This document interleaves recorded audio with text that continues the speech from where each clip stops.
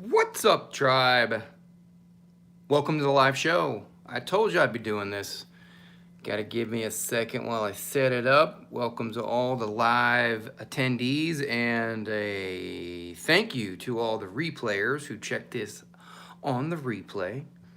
So, you're gonna have to give me some time to figure out the new YouTube format because the way that you save events and then the way that you go live seems to be a bit different. Nonetheless, technical issues. So, getting things geared up here.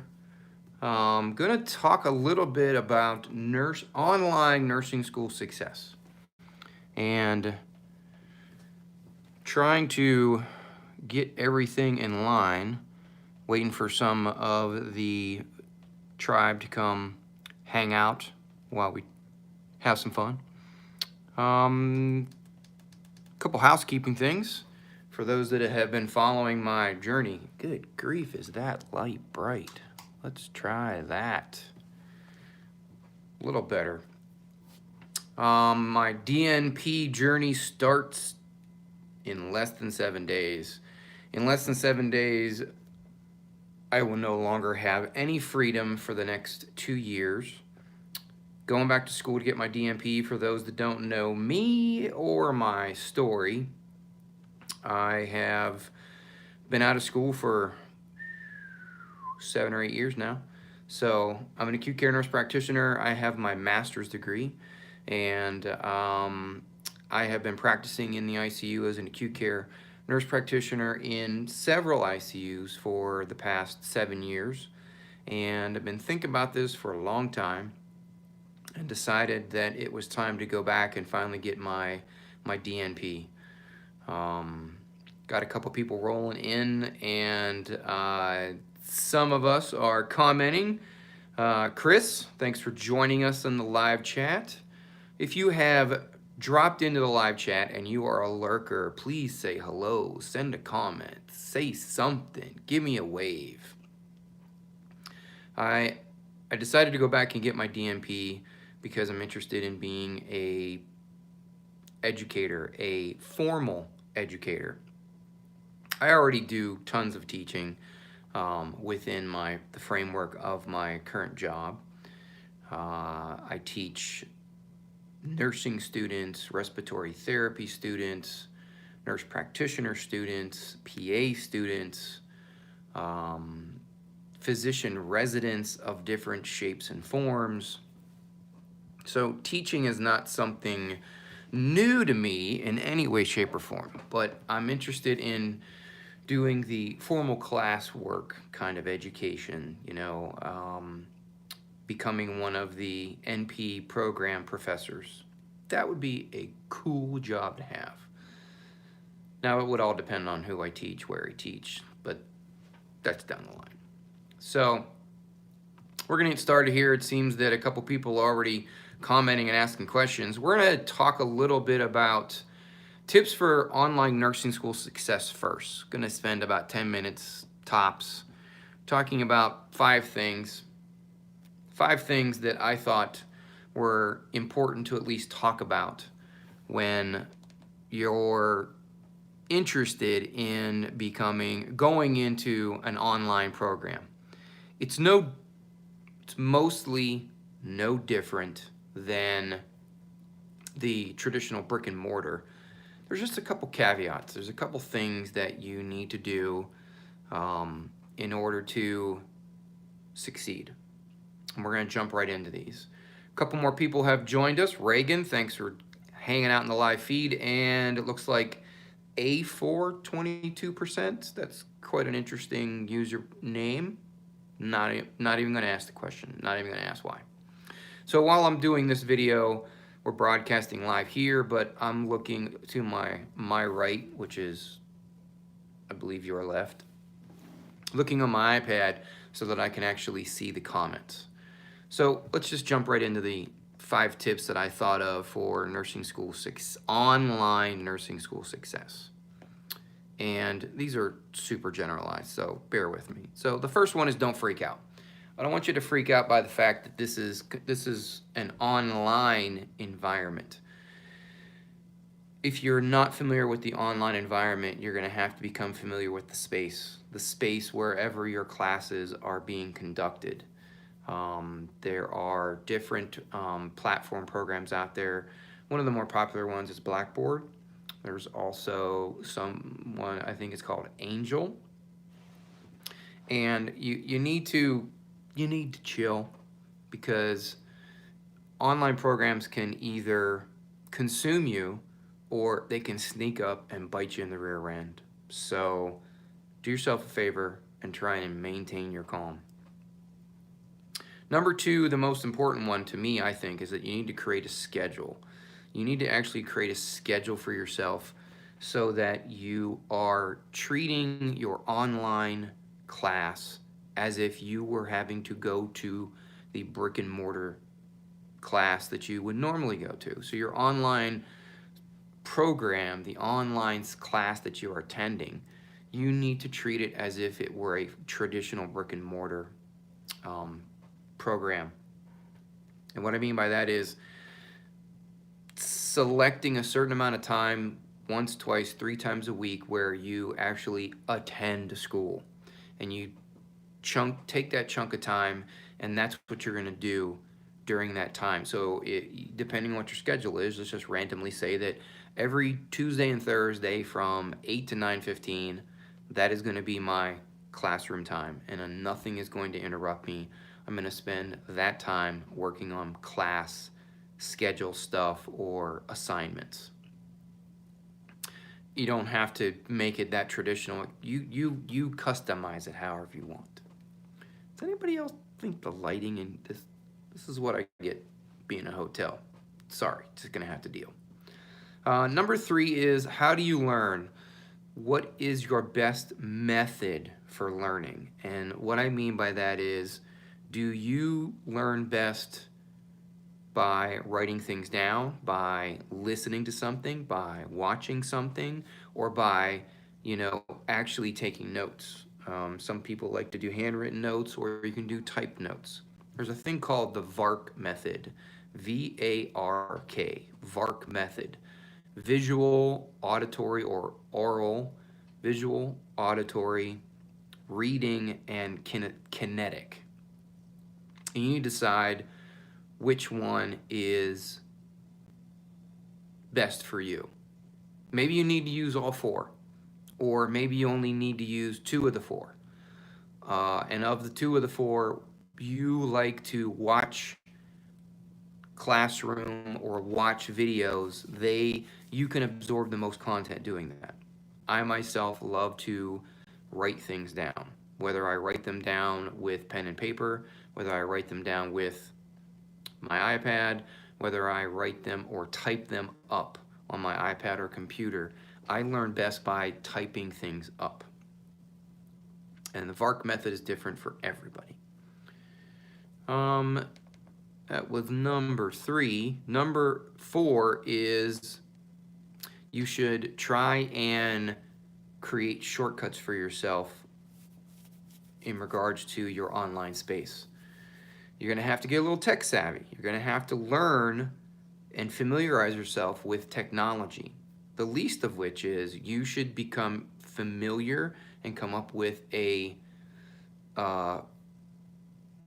quick process for researching topics, saving information from the internet, and utilizing that information for writing papers or researching a discussion or creating an outline for some major project that you're doing with a group. I love to use favorites I use the Chrome browser. Whatever internet browser you want to use, and I utilize folders, favorites within, the favorites bar, the bookmarks, using bookmarks and favorites to categorize things that I know I'm going to use on a regular basis. And to piggyback off of that, I also utilize note-taking apps or note-taking programs that help eliminate a lot of the stress or a lot of the tedious things For instance, I use Evernote quite a bit to save projects, web clippings, and to take notes. I also am now utilizing my iPad a lot more, and I'm using a couple programs on there. I'm using GoodNotes, Notability, and there's one more app that I was using that I have already forgotten the name of it because I'm still learning how to use it. But Notability, GoodNotes, Evernote, and then I'm starting to utilize Notion. Took me a while. Notion, and Notion is a note-taking app that has like nested functions in it. You can create databases. You can add other people to a document in real time. You can do group projects and create groups within groups. I found that Notion app somewhere online, and if you're a student in any academic facility, you get a upgraded free. You can upgrade your account from free to some sort of paid version where you can get unlimited storage and things like that. So Notion, I kind of liked. So we'll see how it goes. And last but not least, and once again, these are so rudimentary, but important. The fifth tip that I have is you have to make sure and take time off. We nurses don't know how to take care of ourselves, and I'm just as guilty. I seem to do too much, too fast, too often, instead of actually taking time off for myself. This online course is going to consume a lot of your life for most of the semester. Every day you're probably going to be doing something, whether it's reading some chapter or book, or maybe you're having to type up an assignment, you have to contribute to a discussion board. Chris has to take off. Thanks for hanging out for a little bit there, Chris. Or you have to work on a group project. Either way, you need to make sure that you also designate time off. Sometimes you need to take an entire day off or take an entire weekend off. There is such a thing as taking a mental holiday even while you're a student. Those are the 5 quick tips that I had. More of a segue into question and answer, a live AMA, Hey Sean, to see what the tribe has on their mind. And a couple people have already posted some questions, so we're going to get right into those. Chris has taken off. We have Reagan. Reagan is a second-year nursing ADN student going into her last semester in a couple weeks. She's currently at the gym listening to our channel, so awesome. Thanks. She's getting her BSN online after she graduates in May.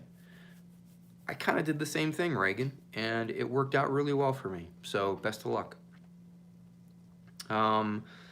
A for 22%. That is actually the username. I'm still a little confused by that. Where's a good website I can practice NCLEX style questions? I do not know the answer to that. I can spitball and say that there is a website by a friend of mine called nrsng.com, which I think is becoming, or has already become, nursing.com. John Hawes has created an enormous database for nursing students to not only pass nursing school, but also study for the NCLEX. I'm fairly certain it is not free, but you can start there. I do not know of any other websites off the top of my head where you can study for NCLEX, because let's be honest here, old guy, the last time that I studied for the NCLEX was over 15 years ago. Sorry. Rich, thanks for hanging out. Thanks for the compliment. It doesn't seem like we have a lot of attendees for the live broadcast. I decided I'll keep talking because, gee, that's really hard for me to do. For those of you that are following me on other areas of social media, there is a new thing that I'm doing for Instagram, and it ends up going onto my Facebook page, fan page, is that I'm doing something called mini crits, hashtag mini crit, and they are mini critical care bite-sized pieces of information. It's under the movement called FOAMED, FOAMED, which is free open access medical education. And it literally is like it sounds, offering educational information free of cost. A lot of these stuff is based in evidence, but I can tell you that a lot of the things that I read and a lot of things that I'm sharing, they are motivated by anecdotal personal experience. For instance, the last mini crit that I posted, which was I think last night. Yeah, last night. If you're watching this on the replay, it's probably several days, weeks, months later. Anyway, posted something recently on inhaled nitric oxide, and it was because I had recently been taking care of patients who were on inhaled nitric oxide. So I decided to share some useful information about inhaled nitric oxide. It seems to be well received so far. I did one on ET tube placement and the proper depth of an endotracheal tube and why it's important and why we chose that particular parameter in the world of critical care. Everything that I'm talking about will always be based in the world of critical care because that's my jam. It's what I've done. It's what I am. It's what I've always been. I've been a nurse for almost 15 years. I've been a nurse practitioner for going on, it's going to be 8 years. And I have been in critical care the 99.9% of the time. So there was a three-month time span that I worked for an orthopedic surgeon. I thought I was going to be a first assist in the operating room, but that didn't work out. It was a learning experience. I can't say it was a bad experience. It was a learning experience. I learned quickly that I'm meant for critical care. That's just where I will always be. Outside of critical care, I've developed a true passion for education. So, and the people I work with seem to think that I teach pretty well. So we'll go with that. So there. Gonna go back to the comments. So once again, I'm looking down here at my iPads instead of trying to mess around with this stuff up here. Jackie Who, question mark, says, thanks for the live stream. The low turnout may because it's a Monday. Oh, that's good to know. Apparently tonight is the Bachelor premiere. Okay. As you can tell, I don't watch those things. So thanks, Jackie. Rick says he's leaving nursing rehab and starting an ER next week. Any tips for how he should prepare? Rich, my apologies. So you're leaving a rehab facility and going to the ER. Whew, that's a big jump. I would say brush up on anything and everything about EKGs, monitoring, or critical care medicine, emergency medicine. I think there was a book way back in the day that I read was called Critical Care Nursing Made Easy. That was a great introduction to critical care, so I think they might have something for emergency medicine.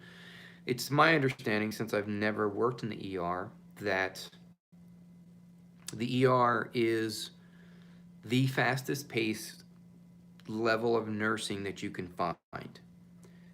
The joke in the ER is treat them and street them. So they get in, they get treated, they get out. You see a lot of psychiatric challenges there in the form of, people coming in intoxicated, people coming in withdrawal. You also have a lot of the population of patients who have psychiatric illness who are not being treated appropriately. Of course, you're going to see the traditional ER stuff, but I'm once again speaking anecdotally because I've never actually worked in the ER. And I'll tell you that when we had this conversation the other day, is that when I was in nursing school and I did my ER rotation, I wasn't a fan. Just, it's not my jam. Wasn't for me. Wasn't anything bad about it. Just wasn't for me. I love my ER nurses. I love my ER PAs and APPs. I love my ER docs. Just not for me. Sorry. Country Girl, awesome name. Country Girl is asking, any tips for calming the new nurse nerves? I would say, here's a couple things. First of all, you need to remember, realize, and accept that you have no control over what's happening. You can only control yourself. All of the craziness that you're experiencing, everybody has experienced. All of the overwhelming feelings, all of the, oh my God, deer in headlights, I can't feel my face experiences are all normal. We've all been there, including myself. So the only thing that you can control is you. Now, I'm not saying you're going to have the ability or the wherewithal to do that while it's happening in the moment, but you absolutely have the ability to calm yourself afterwards. You can take a step away. You can go in the bathroom and scream and yell and cry, because I've done that. You can take a walk down to the cafeteria or go take a walk outside if you can and just let the emotions just go. I would also recruit help. Find a buddy. Find someone that is either going through it with you, has gone through it, or will be going through it. There are plenty of online buddies out there, but I would encourage you to find someone who is in your space, in your physical space, in real life, that you can vent to, even if it's just to vent the good times or to vent the bad times. You need someone that you can unload on. Don't ever keep everything inside. And last but not least, to calm your nerves, you need to make sure that you are adding value to your emotional bank. And if you've heard me talk about this before, you need to treat your mental health like your bank account, like your financial bank account. You need to make deposits into your emotional bank every day. You need to find joy in something every day, because in the beginning, in the first year as being a new nurse, you're going to get crushed. Your soul is going to get trampled on. You're going to question your decisions, your career choices for the next year. This job is hard. It's supposed to be hard. The well-being of other human beings is in your hands. You make life and death decisions every day, no matter how great or small. Your job is absolutely one of the hardest jobs out there, because if we don't do our job, people get hurt. And that's how important it is. I'm not scaring you, because it's reality. You need to find things that increase your joy. Oh, I got one last one. You need to practice the Superman pose. And I've talked about this before, and I wish I could remember it off the top of my head right now, but there is a book by a psychologist that talks about how the Superman pose actually can increase your confidence in yourself. And the Superman pose is just like it sounds. Hands on the waist, chest out, head up, and you're utilizing your physical confidence to influence your mental confidence. Hope that helps. We got a bunch of people asking questions now. People are rolling in. So that was for Country Girl. Crit Bits. Dude, thanks for showing up again. And I'm not even addressing or accepting the hashtag. Sorry. Kim W, thanks for hanging out. Says, love my channel and my advice. Thank you. Well, you are very welcome. A422.22, you're going to have to change the username if you want me to keep answering questions, because it just doesn't roll off the tongue. Not that like I matter, just telling you how challenging it is to recognize that you're asking questions. Where and when do I use nursing diagnoses, charts, talking with other healthcare people? If you want the honest to goodness truth, never. Absolutely never. The profession of nursing, entry-level nursing, is stuck in the dark ages, and nursing diagnoses are archaic. I can tell you, and many nurses can tell you, that the minute that I graduated from nursing school, I never used a nursing diagnoses ever. I only did it because it was required documentation. And the electronic medical record, the electronic health record, all of it's completely automatic, so there's no thought process into it. I think it helps frame your mind. I think it helps you focus on the patient and not the medical diagnoses. But I'm just being honest. Nursing diagnoses, yeah, I don't use them. We don't use them. Kim W says, agree with my recommendation of finding a buddy, especially one that has gone through it. It helps so much. Vic says, hey, Sean, great advice for anyone. Thanks as always. You're very welcome there, Vic. Thanks for hanging out with us on the live chat. A422%, I'm guessing, is probably an entry-level nursing school, because they're asking a bunch of entry-level nursing school questions. What's the difference between goals and expected outcomes? You're asking about nursing diagnoses, and I've already commented on this. Yeah, we're not going there. Sorry. You're going to have to ask somebody else. Country Girl says, thank you, and you are very welcome. Hopefully the advice helps. A couple people have agreed with my nursing diagnoses explanation.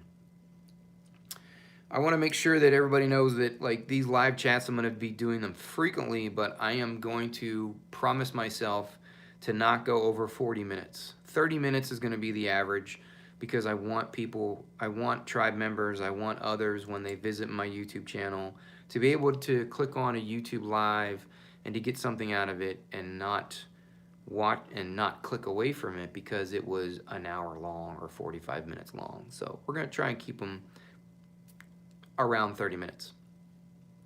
Lydia says, beginning online combined with in-class study in August, was hoping to study online and attend classes around my work schedule. Thanks for the tips. You're very welcome. I did the same thing, Lydia.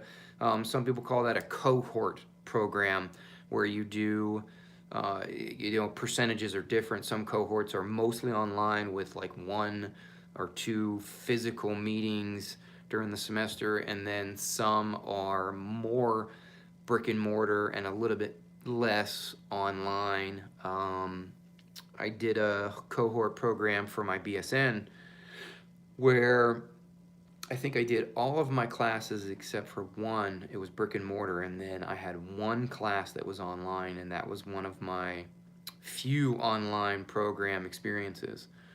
When I first graduated with my diploma, way back in the day, I took one online class back then, and that was my first exposure. That was 14 plus years ago.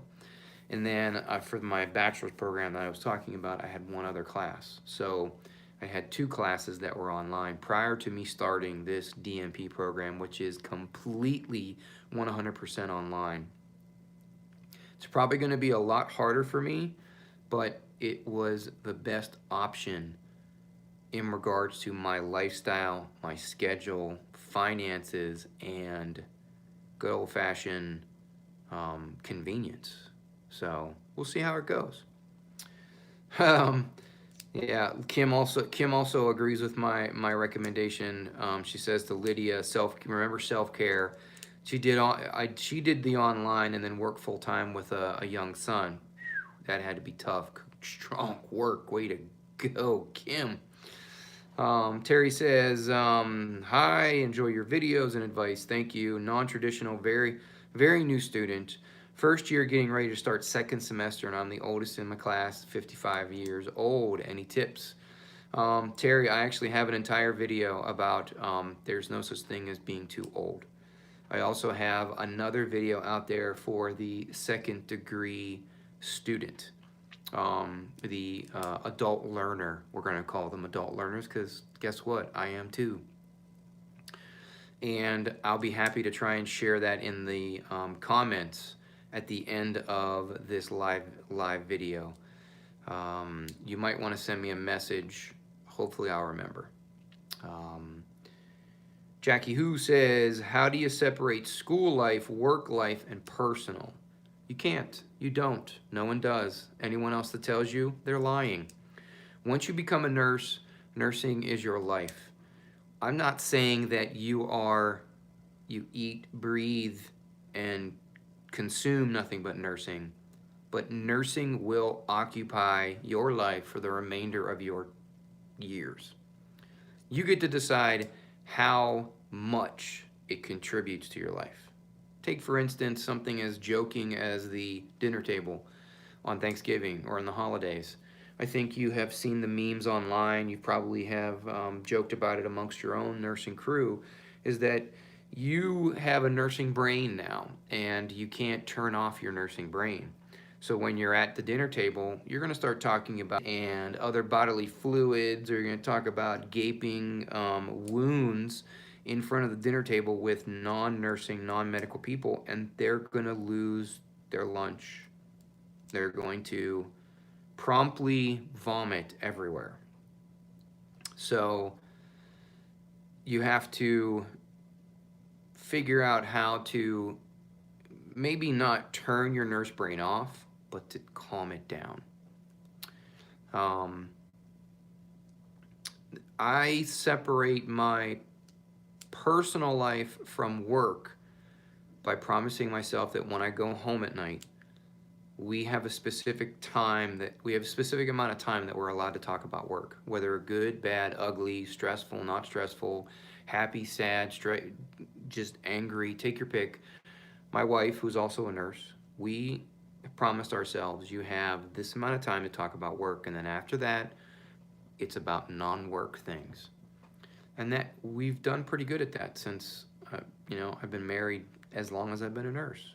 So the school life thing, I'll let you know, because school is now going to occupy my life for the next 2 years. It's going to take me a little bit to get back into school mode. It's probably going to be very painful. We're going to go ahead and wrap it up. We're going to close it out with that question there. If you have other questions, please, by all means, send them on into the comment section. You can, once the live chat is done, I'll take a look at the questions about the videos. If you have any other questions, if you're on the replay and you have something that you want to talk about, please leave it in the comment section. You know how to find me here on YouTube. I spend most of my time on the gram, on Instagram, where you can send me messages or suggestions. If you have suggestions for the mini crit stuff, be sure to send those as well. Share this with your friends. Tell your nurse crew. What do we say at the end of everything that we do? Everything that I do? As always, check your own pulse first.